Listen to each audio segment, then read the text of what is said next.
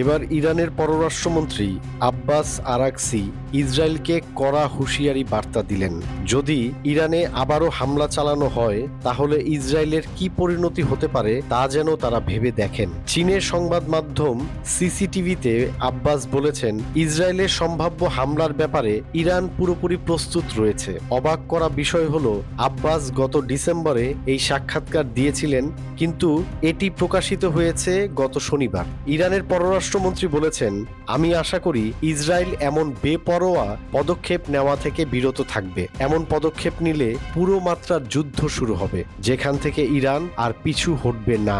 এদিকে গত 3 জানুয়ারি সংবাদ মাধ্যম এক্সিওস এর এক প্রতিবেদনে বলা হয়েছে, বিদায়ী মার্কিন প্রেসিডেন্ট জো বাইডেন ইরানের পরমাণু স্থাপনায় হামলার পরিকল্পনা করছেন। শুধু পরিকল্পনাই নয়, প্রস্তুতিও নিতে শুরু করেছেন। প্রতিবেদনে আরও বলা হয়েছে, ইরান পরমাণু অস্ত্র ব্যবহার শুরু করলে যুক্তরাষ্ট্রের প্রতিক্রিয়া কি হতে পারে, মূলত তা নিয়েই প্রেসিডেন্ট জো বাইডেন প্রশাসনের শীর্ষ কর্মকর্তাদের সঙ্গে বৈঠক করেছেন।